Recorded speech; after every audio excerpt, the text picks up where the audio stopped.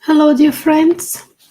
Welcome to another study of the book Green Light by the Spirit Andrea Luiz through the mediumship of Francisco Cândido Xavier. What a blessing to be with you today. Whether you're watching this live or on demand, welcome. Remember, you can always make sure you pass these teachings along so that other people can benefit from it as well, from the words of Andrea Luiz. Today's chapter is titled Introducing People. This book is very unique, friends, because it gives us practical, day-to-day tips on how to do things in a way that will improve ourselves and promote our growth. So have you ever thought about how should we be behaving when we meet someone, when we introduce someone to a friend or colleague, when we encounter certain people in our paths to work, in public transit, even when we're driving to our destinations? Andrea Luiz will give us very specific ways, very practical ways that we can go about our day, being a little bit better today than we were yesterday. So he starts by saying, when you are introduced to someone, do not announce your titles or qualifications. However, if you are introducing someone, it is fair to present her or his merits without exaggeration. So when we meet someone, sometimes we are rushed to enunciate and declare to the world what our titles, qualifications, and autobiographical details are. He's saying, no, do not announce these titles, but if you're introducing someone, bring up their merit without exaggerating. After all, our titles and qualifications, professions, and activities are ways for you and I to contribute to the betterment of the world.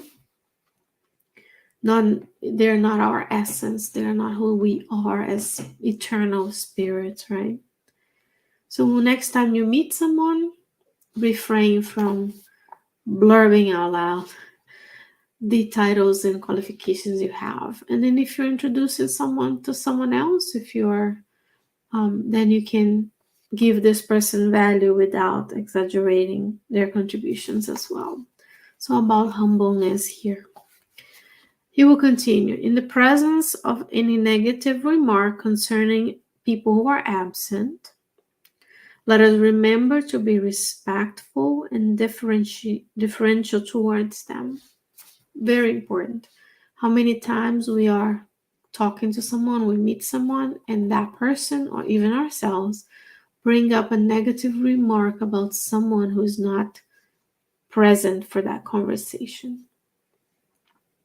He says, Andrea Luiz says, be respectful and differential, because what I think happened may be different from the perspective of that person, and it's not fair to them that we're talking behind their backs because they're not there to bring up their perspective or even defend themselves, right? Would you like, and we always go back to this, if you are absent from a conversation, would you like someone else to be talking about you without you being there to explain your situation? No. Therefore, we do not do that to other people.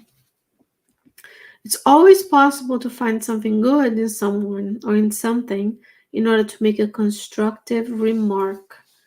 So here's the antidote to the problem. The problem is we talk behind people's backs. We make a negative remark about someone who's not there. Then what can you do if you're on the receiving end of that conversation. You say, find something good in that person and remind the other party on the conversation that they're not here to defend themselves, and that's may not be my experience with them.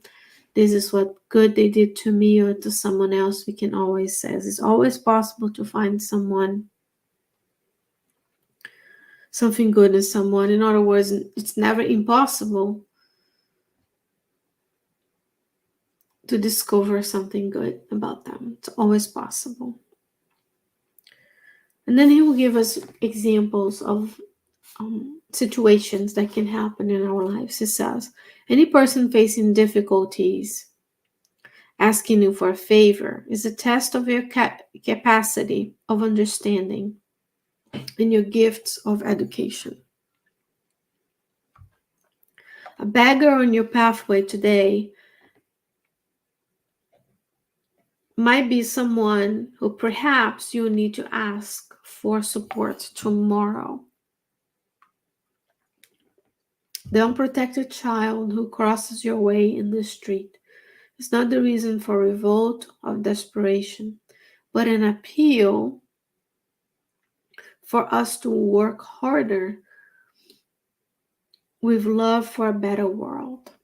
It's not worth reprimanding a drunkard as he or she knows that they are sick and unhappy. Here are true examples of things that could happen. Someone comes to you and asks for help. Then it's testing your capacity for understanding.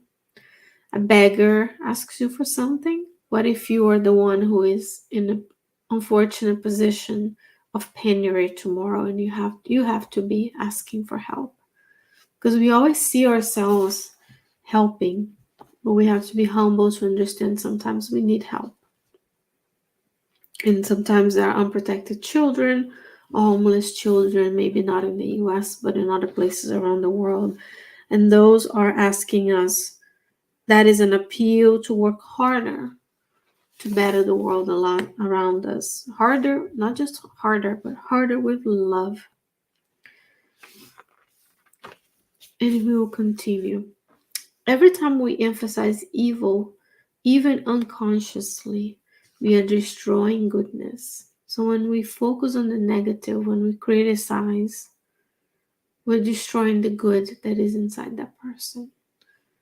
That does not mean we're going to condone a negative behavior, but we will refrain from being the ones destroying the goodness in others, always emphasizing the potential they have to do the good. Do not criticize, help.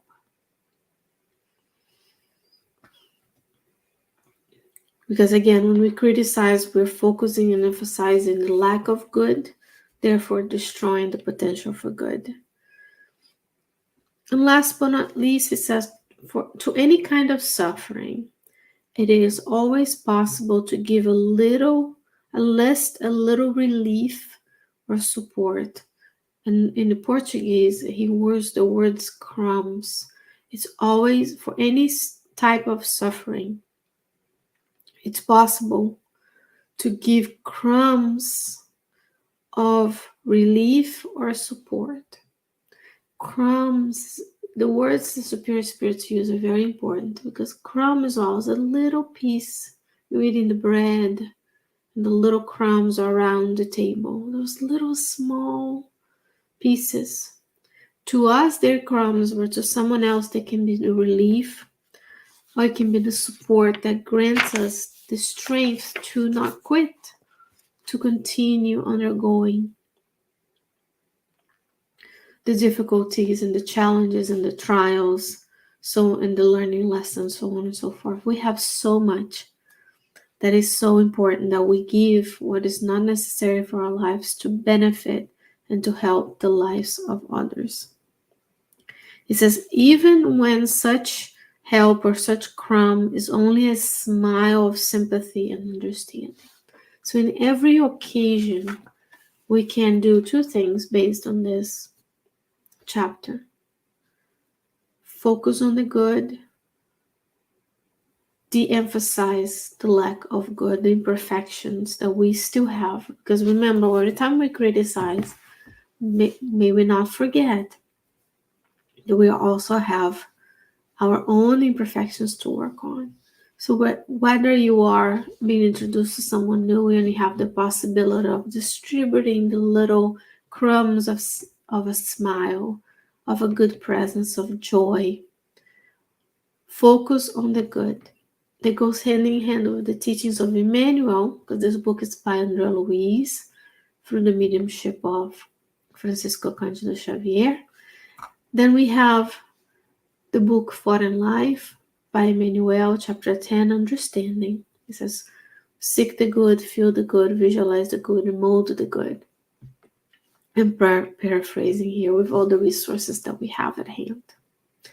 Dear friends, I hope the little crumbs that I've spread out here today, the wisdom of André Luiz can be felt in our daily activities. Practical tips for a better living is the book Green Light. Remember, we are making an analogy of the semaphore. The green light is do the good, do the good. The red light is evil. If you see something that is not good, we stop, we proceed with caution, and we use the words of superior spirits and the blessings they've given us through the mediumship of Francisco Cândido Xavier. Then, if we use those examples and those words of wisdom, we can create a better life for ourselves today and in the future.